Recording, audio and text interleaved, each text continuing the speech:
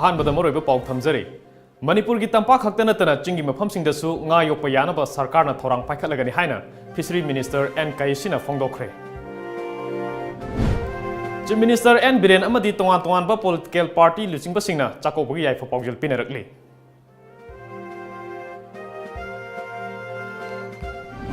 ꯑꯃꯗꯤ ꯇ꯭ꯔꯥꯟꯁꯄꯦꯔꯦꯟꯁꯤ ꯂꯩꯅ ꯊꯕꯛ ꯇꯧꯔꯕꯗꯤ ꯊꯕꯛ ꯈꯨꯗꯤꯡꯃꯛ ꯃꯥꯏ ꯄꯥꯛꯀꯅꯤ ꯃꯤꯌꯥꯝꯅꯁꯨ ꯅꯨꯡꯁꯤꯒꯅꯤ ꯍꯥꯏꯅ ꯆꯤꯐ ꯃꯤꯅꯤꯁꯇꯔ ꯑꯦꯟ ꯕꯤꯔꯦꯟꯅ ꯐꯣꯡꯗꯣꯛꯈ꯭ꯔꯦ ꯈꯨꯔꯨꯝꯖꯔꯤ ꯇꯥꯏꯝꯁ ꯑꯣꯐ ꯃꯅꯤꯄꯨꯔ ꯅ꯭ꯌꯨꯁ ꯌꯦꯡꯕꯤꯔꯤꯕꯁꯤꯡꯕꯨ ꯇꯔꯥꯝ ꯅꯣꯛꯆꯔꯤ ꯍꯧꯖꯤꯛ ꯃꯤꯌꯥꯝꯗ ꯄꯥꯎ ꯁꯟꯗꯣꯛꯅ ꯄꯤꯖꯔꯤ ꯐꯤꯁ ꯐꯥꯔꯃꯔꯁꯤꯡꯗ ꯑꯅꯧꯕ ꯇꯦꯛꯅꯣꯂꯣꯖꯤ ꯄꯤꯔꯒ ꯉꯥꯒꯤ ꯄꯣꯠꯊꯣꯛ ꯍꯦꯟꯒꯠꯅꯕ ꯍꯣꯠꯅꯔꯤ ꯍꯥꯏꯅ ꯐꯤꯁꯔꯤ ꯃꯤꯅꯤꯁꯇꯔ ꯑꯦꯟ ꯀꯥꯏꯁꯤꯅ ꯐꯣꯡꯗꯣꯛꯈ꯭ꯔꯦ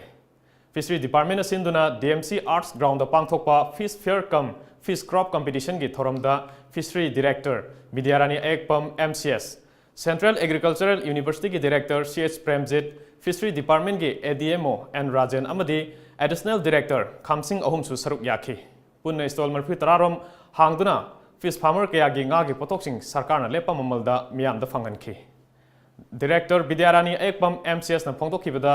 ꯗꯤꯄꯥꯔꯠꯃꯦꯟꯠꯅ ꯉꯥꯒꯤ ꯄꯣꯠꯊꯣꯛ ꯍꯦꯟꯅ ꯄꯨꯊꯣꯛꯅꯕ ꯊꯧꯔꯥꯡ ꯀꯌꯥ ꯄꯥꯏꯈꯠꯂꯤ ꯃꯄꯥꯜꯗꯒꯤ ꯄꯨꯁꯤꯜꯂꯛꯇꯅꯕ ꯑꯍꯦꯟꯕ ꯉꯥꯒꯤ ꯄꯣꯠꯊꯣꯛ ꯄꯨꯊꯣꯛꯅꯕ ꯐꯤꯁ ꯐꯥꯔꯃꯔꯁꯤꯡꯗ ꯍꯣꯠꯅꯕꯤꯌꯨ ꯍꯥꯏꯈꯤ ꯃꯤꯅꯤꯁꯇꯔ ꯑꯦꯟ ꯀꯥꯏꯁꯤꯅ ꯍꯥꯏꯈꯤꯕꯗ ꯗꯔꯀꯥꯔ ꯑꯣꯏꯕ ꯉꯥꯒꯤ ꯄꯣꯠꯊꯣꯛ ꯑꯁꯤ ꯃꯦꯇ꯭ꯔꯤꯛ ꯇꯟ 52 ꯔꯣꯝꯅꯤ ꯑꯗꯨꯒ ꯄꯨꯊꯣꯛꯂꯤꯕꯅ ꯁꯨꯞꯅꯇꯒꯤ ꯃꯦꯇ꯭ꯔꯤꯛ ꯇꯟ 32ꯅꯤ ꯋꯥꯠꯂꯤꯕ ꯁꯔꯨꯛ ꯑꯁꯤ ꯃꯦꯟꯈꯠꯅꯕ ꯑꯩꯈꯣꯏ ꯄꯨꯟꯅ ꯍꯣꯠꯅꯃꯤꯟꯅꯁꯤ ꯐꯤꯁ ꯐꯥꯔꯝ ꯇꯧꯕ ꯑꯁꯤ ꯃꯔꯨꯑꯣꯏꯅ ꯇꯝꯄꯥꯛꯀꯤ ꯂꯝꯗ ꯑꯣꯏꯅ ꯇꯧꯏ ꯑꯗꯨꯕꯨ ꯆꯤꯡꯒꯤ ꯂꯝꯗꯁꯨ ꯇꯧꯅꯕ ꯍꯣꯠꯅꯃꯤꯟꯅꯁꯤ ꯍꯥꯏꯈꯤ ꯐꯤꯁ ꯐꯥꯔꯃꯤꯡ ꯄꯣꯇꯦꯟꯁꯤꯌꯦꯜ ꯀꯌꯥꯃꯨꯛ ꯂꯩꯌꯦ ꯃꯁꯤꯅ ꯉꯥꯒꯤ ꯄꯣꯠꯊꯣꯛ ꯑꯉꯛꯄ ꯐꯪꯅ ꯍꯦꯟꯒꯠꯀꯗꯕ ꯃꯇꯦꯡ ꯄꯥꯡꯒꯅꯤ ꯐꯤꯁ ꯐꯥꯔꯃꯤꯡ ꯑꯦꯛꯇꯤꯚꯤꯇꯤꯁ ꯍꯦꯟꯒꯠꯍꯟꯗꯨꯅ ꯍꯥꯏꯌꯦꯁ ꯐꯤꯁ ꯄ꯭ꯔꯣꯗꯛꯁꯟ ꯐꯪꯍꯟꯕꯗ ꯁ꯭ꯇꯦꯠ ꯑꯁꯤꯕꯨ ꯏꯅꯛ ꯈꯨꯟꯕ ꯔꯤꯁꯣꯔꯁꯐꯨꯜ ꯑꯣꯏꯕ ꯁ꯭ꯇꯦꯠ ꯑꯃ ꯑꯣꯏꯅꯅꯕ ꯑꯣꯅꯔꯦꯕꯜ ꯆꯤꯐ ꯃꯤꯅꯤꯁꯇꯔ ꯃꯍꯥꯛꯅꯁꯨ ꯐꯤꯁꯔꯤ ꯗꯤꯄꯥꯔꯠꯃꯦꯟꯠꯁꯤꯕꯨ ꯌꯥꯝꯅ ꯀꯟꯁꯔꯟ ꯄꯤꯕꯤꯗꯨꯅ ꯀꯟꯁꯔꯟ ꯃꯤꯅꯤꯁꯇꯔ ꯑꯩꯍꯥꯛꯇꯁꯨ ꯀꯧꯔꯒ ꯃꯅꯤꯄꯨꯔꯗ ꯐꯤꯁꯔꯤ ꯗꯤꯄꯥꯔꯠꯃꯦꯟꯠꯁꯤ ꯐꯖꯅ ꯆꯥꯎꯈꯠꯅꯤꯡꯉꯥꯏ ꯁꯦꯝ ꯁꯥꯁꯤ ꯑꯩꯅ ꯀꯟꯅ ꯑꯩꯉꯣꯟꯗꯁꯨ ꯑꯦꯗꯚꯥꯏꯁ ꯄꯤꯕꯤꯌꯦ ꯂꯝꯖꯤꯡꯕ ꯑꯦꯒ꯭ꯔꯣꯅ ꯁꯤꯟꯗꯨꯅ ꯑꯍꯥꯟꯕ ꯁ꯭ꯇꯦꯠ ꯂꯦꯚꯦꯜ ꯅꯤꯉꯣꯜ ꯆꯥꯛꯀꯧꯕ ꯉꯥ ꯃꯦꯂꯥ ꯉꯁꯤ ꯗꯤꯄꯨꯇꯤ ꯁ꯭ꯄꯤꯀꯔ ꯀꯦ ꯔꯣꯕꯤꯟꯗ꯭ꯔꯣꯅ ꯆꯤꯐ ꯒꯦꯁꯠ ꯑꯣꯏꯅ ꯁꯔꯨꯛ ꯌꯥꯗꯨꯅ ꯄꯥꯡꯊꯣꯛꯈ꯭ꯔꯦ ꯉꯁꯤꯒꯤ ꯅꯤꯉꯣꯜ ꯆꯥꯛꯀꯧꯕ ꯉꯥ ꯃꯦꯂꯥ ꯑꯁꯤꯗ ꯄꯨꯟꯅ ꯏꯁꯇꯣꯜ 30ꯅ ꯁꯔꯨꯛ ꯌꯥꯗꯨꯅ ꯉꯥ ꯀꯤꯂꯣ 5 ꯂꯩꯕꯗ ꯀꯤꯂꯣ 1 ꯑꯃꯗꯤ ꯀꯤꯂꯣ 3 ꯂꯩꯕꯗ ꯀꯤꯂꯣ 1/2 ꯑꯃ ꯂꯦꯝꯅ ꯍꯥꯞꯇꯨꯅ ꯃꯤꯌꯥꯝꯒꯤ ꯄꯨꯛꯅꯤꯡ ꯆꯤꯡꯁꯤꯟꯈꯤ ꯊꯧꯔꯝ ꯑꯗꯨꯒ ꯃꯔꯤ ꯂꯩꯅꯅ ꯗꯤꯄꯨꯇꯤ ꯁ꯭ꯄꯤꯀꯔ ꯀꯦ ꯔꯣꯕꯤꯟꯗ꯭ꯔꯣꯅ ꯑꯩꯈꯣꯏꯒꯤ ꯄꯥꯎꯃꯤꯗ ꯐꯣꯡꯗꯣꯔꯛꯈꯤꯕꯗ ꯃꯅꯤꯄꯨꯔꯗ ꯉꯥꯒꯤ ꯄꯣꯠꯊꯣꯛ ꯇꯞꯅ ꯇꯞꯅ ꯍꯦꯟꯒꯠꯂꯛꯄꯒ ꯂꯣꯏꯅꯅ ꯑꯁꯤꯒꯨꯝꯕ ꯉꯥꯒꯤ ꯃꯦꯂꯥ ꯄꯥꯡꯊꯣꯛꯄ ꯑꯁꯤꯅ ꯃꯤꯌꯥꯝꯗ ꯈꯨꯗꯣꯡꯆꯥꯕ ꯀꯌꯥ ꯄꯤꯔꯤ ꯍꯥꯏꯈꯤ Indeed a great opportunity ngasi ama phangba akhoi chakobuna lakpada masunguma mela ama akhoi lamjing group na atete hiram su ma mating pangalai adugu su laiba akhoi chakobu sida praja singda nga fresh oina akhoi maparom puslakba hidak ke yawba khotba mayama adugu muyam do hara hrawna kumai ma afau prokada kumai ma tabu matamda fresh oiba yamna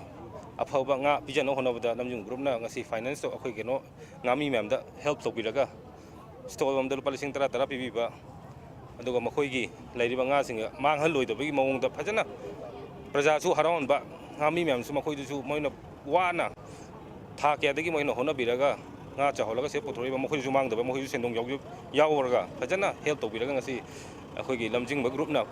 loina simbiri se masigi damak ihana lamjing group ꯑꯃꯔꯣꯝꯗ ꯂꯝꯖꯤꯡꯕ ꯒ꯭ꯔꯨꯞꯀꯤ chairman ꯖꯦꯀꯤ ꯃꯉꯥꯡꯅ ꯅꯤꯉꯣꯜ ꯆꯥꯛꯀꯧꯕꯅ ꯂꯥꯛꯄꯗ ꯃꯤꯌꯥꯝꯗ ꯑꯍꯤꯡꯕ ꯑꯣꯏꯅ ꯉꯥ ꯐꯪꯍꯟꯅꯕ ꯑꯃꯗꯤ ꯉꯥꯃꯤꯁꯤꯡꯕꯨ ꯌꯣꯛꯈꯠꯅꯕꯒꯤ ꯄꯥꯟꯗꯝꯗ ꯉꯁꯤꯒꯤ ꯉꯥꯒꯤ ꯃꯦꯂꯥ ꯑꯁꯤ ꯄꯥꯡꯊꯣꯛꯄꯅꯤ ꯍꯥꯏꯈꯤ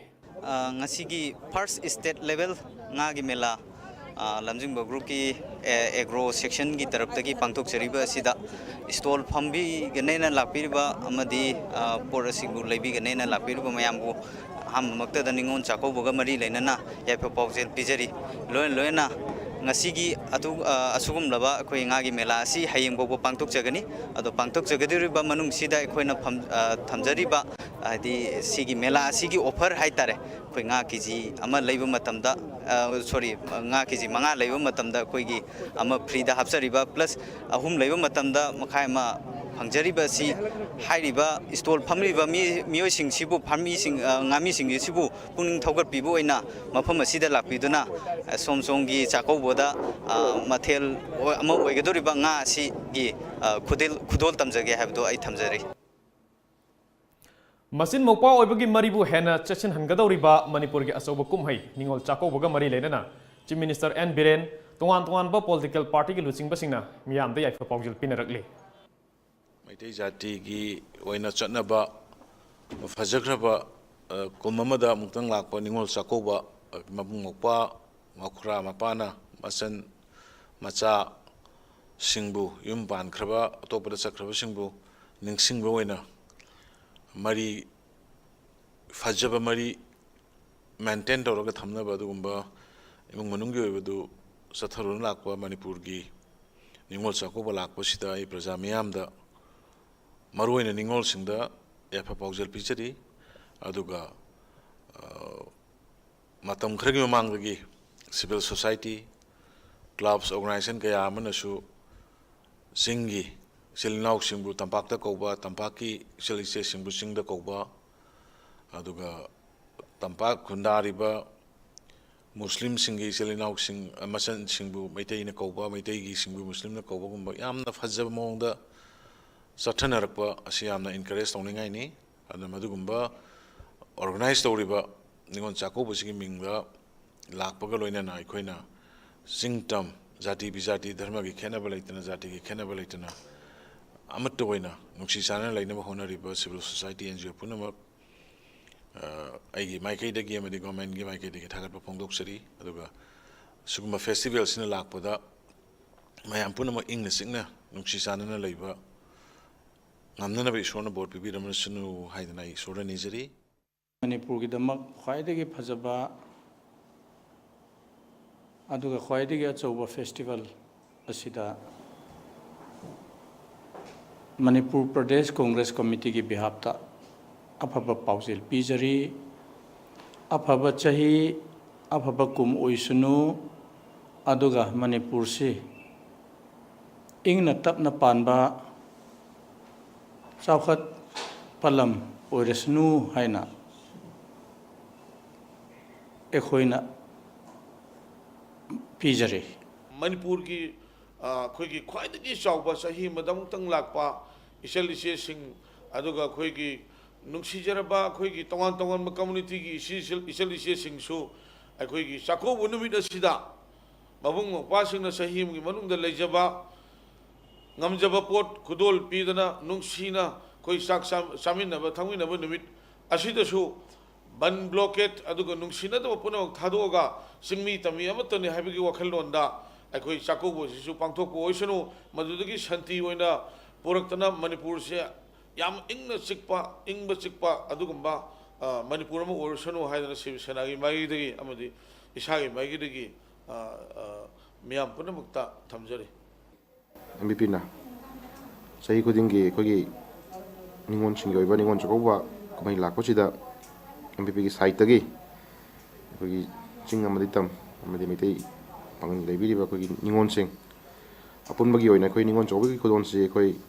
ingna chikna amadi yamna khogi shanti laina pangthok pinaba MVP site tagi haijari nona khogi ningon singna khogi hajik laiba khogi chanabisida hena arang arak amade khogi kanagumba senjau pai basingna ningon singi damakta especially khogi achoba arang arak nyam unbagi chanabisi khoi kitang lathok pinaba khoi apunba amade chamana mieng amada khoi festival pangthok pinaba khoi thamjage loina masidaida khogi Manipur gi oina sugumba ningon jogoi kumai sida maruina khogi dukan phambiriba pocha yonbiriba khogi Manipur gi lebiriba businessmen singnasu asugumai khudong chabsi yengbiraga khogi maman hingatana amadi chanabi chang amadi yengbiraga khogi निगोन चिंगे सुगुम कुमैसिदा हेना काय तो थोक्तनबा मदि ममन हेना योनबिदनबा एबी साइटगे appeal तौजरी मनुंग मपाल फाउना थबक तौरबदि थबक खुदिंग माय पाकनी मियामनसु नुंसिगनी हाइना चीफ मिनिस्टर एन बिरेन फोंदोखरे भारत सरकार की ministry of housing and urban affairs ना मणिपुर स्टेट ट्रांसपोर्ट को कमेंडेबल इनिशिएटिव अवार्ड पिरक्पी नुंगाइब फोंदोखपगी थोरमदा फोंदोखिबनी ट्रांसपोर्ट डिपार्टमेंट सिंधुना मोइरांगखोमदा लेबा मणिपुर स्टेट ट्रांसपोर्ट कॉम्प्लेक्स दा पांगथोकपा थोरमदुदा health minister L Jayant Kumar CAP NPD minister करम श्याम ट्रांसपोर्ट की कमिश्नर एल लक्ष्मी कुमार सु सरुक याखे अवाना थीदना थबक तौरिबा एमएसटी की स्टाफ सिंगु चीफ मिनिस्टर ना तरामना ओखी मिनिस्ट्री ना पिरकबा अवार्ड अदु चीफ मिनिस्टर ना ट्रांसपोर्ट कमिश्नर दा खुसिनखी चीफ मिनिस्टर एन बिरेन मखाताना हाइखिबदा थबक अमा तौबदा मसक खंगबिबा फै हाइना हाइबिरकबा अदुनी पामलिबसे अवार्ड अमा पिरई हाइदुना हराउबा अदु खक्ता नते प्रजासिंगना थमोय सेंगना अपेनबो पोकपा अदुनी यामना पिकना हौखिबा एमएसटी ngасidi हाना लैरिबा बस मसिंग अदुदगे सरुक अनि हेंगतपा ngamle मसिगना अखोई पुना होनमिनबगी महै अदु याले हाइना फोंदोखे मांगना मखाताना अराप मफमसिंगदसु मखाताना एमएसटी की बस की सर्विस फंगहनबा होनगनी हाइखे पिकपा चाउबा अदुना मनि लेबर वगैरह मंत्री वगैरह ऑफिसर वगैरह उइबा अदुसुंबा पिकना होरफा हिंगलफा मणिपुर स्टेट रोड ट्रांसपोर्ट हाइरंबदगी अखोने नंगी रोड तो सी रोड सी फाइ फदे याम तवदन मणिपुर स्टेट ट्रांसपोर्ट तौसी हाइना ऑनकटखिबा कटखिबा सिगी अवार्ड मा नेशनल लेवल की निको सिगी अवार्ड मा फंगबगी सुगुंबा नुंगाइबा फंगलोकबा अदुगा स्टाफ मयामबो एनकरेज तौबैना मिसिदा हयेंग पांगथोकदौरिबा निंगोल चाकोबगा मरी लेनेना ngasi खेत्रीगांव केंद्र के एमएलए नाहकपम इंद्रजितना निंगोल खुदोल ओइना गैस लेतबा इमुंगसिंग खरा खंगतलगा लेमना चाकथोंग गैसिंग येंथोखरे साबा लेकाइदा लेबा एमएलए गी युमदा पांगथोकपा थोरम अमदा केंद्र असिगी मनुंगदा लेबा इमुंग यांखैरोमदा उज्वाला गी मखादा लेमना चाकथोंग गैसिंग अदु खुसिनखिबनी एमएलए एन इंद्रजितना हाइकिबदा निंगोल चाकोबना लाकपदा निंगोल लोबिसिंगदा याइफो पाउजिल पिजरी हयेंग पांगथोकदौरिबा थोरम असिदा खरदा ओइरबसु मतेंग ओइनबा खंगलबा इमुंग खरदा चाकोबगे निंगोल खुदोल ओइना गैसिंग असि येंथोकपने केंद्र असिदा मैखु चेंदबा इमुंग लेहनबा कन होनरी हाइखे सरकारना थादरइबा उज्ला स्कीम गो मरी लेनला गैस पिदबगा खरा पिजबसिदा मयामना आइगी लेमौरिबा वालौरिबा कोलिबा मयाम पेंद मयाम हाइरिदुसु आइ गमनो पिद होनजगे मणिपुर प्रदेश कांग्रेस कमिटी ना एनडीए सरकार की डिमोनेटाइजेशन चाही अनि फारकलबसु ngasisu masigi mayokta leple haibu utuna DM College Road ta leiba RBI gi office mamangda wakat khongjang sangsinkhre khongjang aduda MPCC gi president TN Hawkip yauna party gi MLA amadi office bearer singna down Modi government same demonetization lairaba singi mayokta leibini haina thaba placard sing paiduna saruk yakhe khongjang asiga mari lenana MPCC gi president TN Hawkip na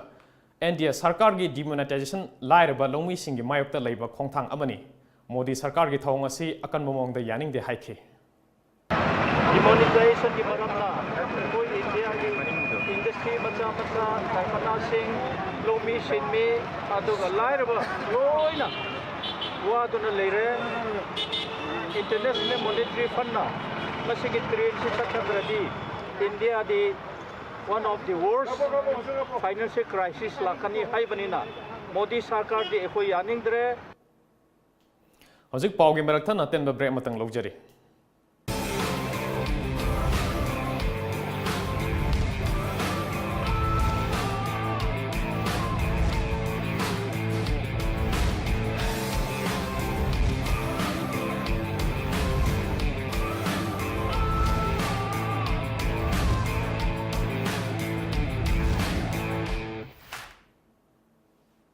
break की मतुंगदा मयाम बमुखना ताराम औक्षरी भारत की ख्वाइदगी फबा अहुम सुबा chief minister ओइना इकाई खुमनखरबा मणिपुर की chief minister N बिरेना लमदमसिगी मियामदा पीबा पाउजेल सेफोंग release तौखरे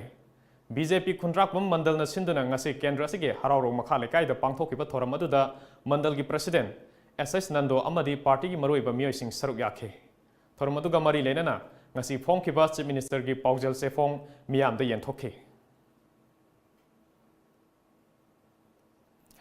Manipur Sarkar ki Directorate of Handlooms and Textile Sinduna Lamboi Khonang Khongda Leiba Manipur Trade and Expo Center da Sathariba Hanba Manipur International Textile Expo Lishingani Taranipan ki Saruk Amo Oina Apparel and Garment Day ngasi Education Minister TH Rajesh Yamna Chief Guest Oidana Pangthokre.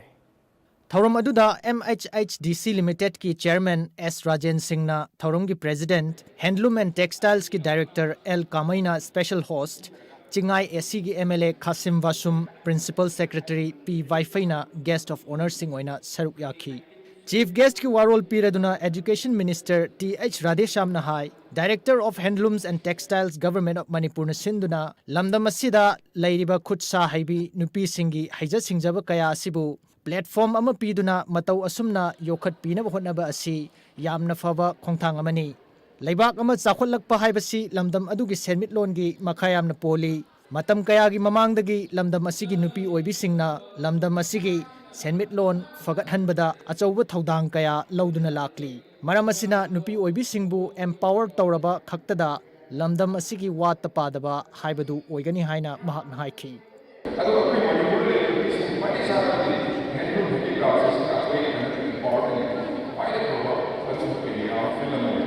Ngashigi Thauram aduda Apparel and Garments amadi MHHDC anigi marakta yana khutyek lanaduna makhatana tungdasu punna chatminnaba haina yanaki. Loina Education Minister TH Radeshamna lamdam asida saba school uniform singsu launch tauki. Sahi Nauribi Mahiroi Nupi Masa Amabu Namdan and Nupi Oibiki Ikai Kunaba Mangan Krabani Haiba, Mioi Ama, Police na Fagat Pangamkre. Police na Faraba Mioi Adu Ukrul District, Kangpat Belestagi, Chahi Kunmangarom Suraba, Ramyang Kawi. Amaromda, Mahiroi Nupi Masa Adubo, Namdan and Nupi Oibiki Ikai Kunaba Mangan Kiba Adubo, Yaning the Fong Doctona, Amadi, Matik Saba Sairak Pio Haiba Davida Ngasi, Tankol Sinau Long Sinduna, Kamzong Bazardage, Akoibada, Wakat Kongset Amasakre.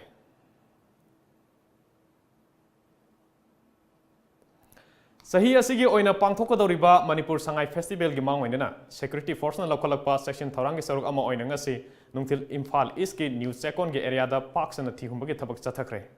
District adu gi SP K Megasandra gi minyang makhada chathakiba operation adu da punna mioi marifurom wahang pahung chathabaga loinana masagi saktak se yaugdaba mioi taruksu lokhatkre haire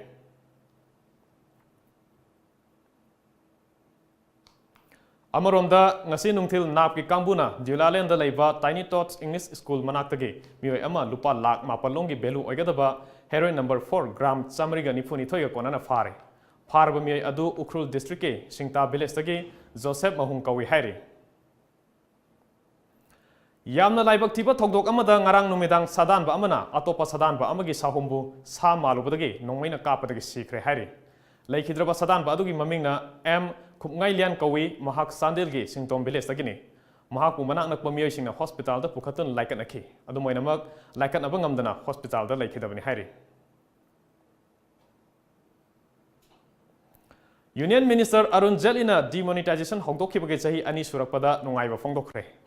Mahang Haikibada, Chamanga Chapi, Amasung, Lishing Ama Chapi, Tinjin Kibagi Maruiba Pandamdi, Economy Bu, Mong Marin Nahanabani. Lishingani Taratruki November Tadagi Chanaba Haukiba Duna, Reserve Bank of India da Chada Marfutara Mapan Dasmik Home Hanjinki, Loinana, Miam the Lupa Lak, Taramangaga Lishing Pumatoi Tadokiba Dudagi, Lupa Lak, Taramangaga Lishing Kuntramatoi Hanjinbangamki. Demonetization was Sawaladana, Jet in a Makata Radana, India da cash transaction dagi, digital transaction, Tawanduna, tax revenue Amasung, tax based sound Sapupiba, Namna Bohanabada, Mateng Pangambangamle, Haina Tamki. Mana makata raduna asigumba khongthang asina aikhogi economy bu awang ba thakta pukhana ba hona bada lorpa warep singda chawna mateng pangli haina su thamki Prime Minister Narendra Modi na ing lisingani taratruki November thadagi lupa chamanga chapi amadi lising chapi gi magun hanthanduna black money lal hobo singda sen thadaba amasung India dagi aronba sen thadokpa thingna ba pandamda thorang asi chanaba hokibani Hojik lupa chamanga chapi lisingama chapi amasung lisingani chapi nongna phutoktana lebak asida chanaba hokre Tha asigi mangadagi hogduna Kumalampak Main Stadium da satharakiba kunmangarak suba tangkul katamnalong sports meet lisingani taranipan ngasi loisin kre TSU Lampel FC na sports meet asigi champion oikre Sports its opportunities and our responsibilities haiba theme da numit mari ni chumna chatharakiba kunmangarak suba tangkhul katam naulong sport meet lisingani taranipan ngasi Forest and Environment Minister T.H. Shyamkumar na athoiba mithungen oina saruk yaduna loisinki ngasi sanakhiba final match da THU Lamphel FC na THU Chingmerong FC bu panjil ahum amada maithiba piduna mit asigi champion oikhi ngasi sports meet loisinbagi thorum aduda chief guest ki obe warol pireduna Forest and Environment Minister T.H. Shyamkumar na games and sports na miyoibagi punsida afaba lamchat sajat purakpada achauba thodang lauribani tungdasu asiguma event asi pangthoktuna haurakliba naharol singda afaba lamchat sajat tambiduna mating leiba khunai ama ohenna bahona si haiki 25 sport meets asina soina lamdan masige amade tarpul singi oiba inkalaiba futures youth myam sinase afaba sanak banabada amade isari thaptoga amade afaba kunaiba semada afaba apunba Manipur amase amada amade tarpul singi culture magi heritage thorpop khanna pangthopadu batona makhalama Hojik ngasi nungthilda phongkhiba Manipuri pause singi maroiba pau mayam puna muk khangminasi.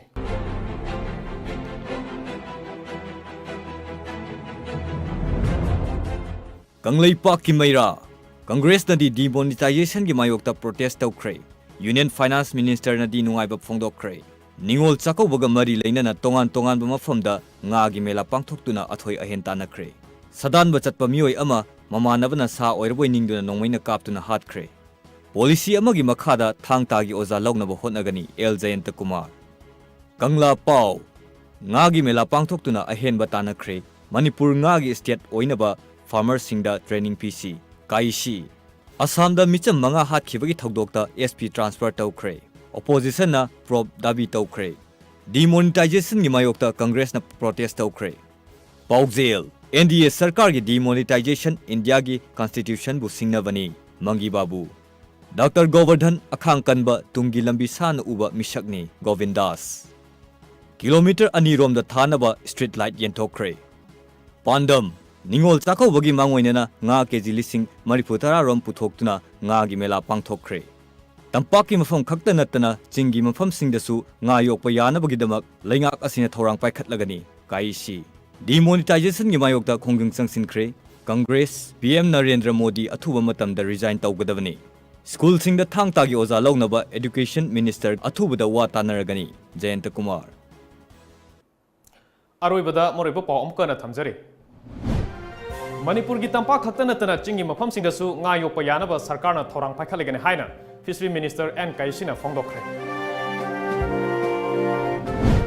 Chief Minister N Biren amadi tongan ba political party gi luchingba singna chakobagi yaifa paujel pinarakli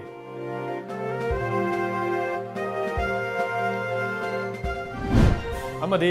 transparency leina thabak tawrabadi thabak khunibang mai pakani miyamna su nungsigani haina Chief Minister N Biren phongdokhre ngasi gi oinadi matang sida Manipuri paulojare Times of Manipur News yengberi besingbo amukhana khurumjari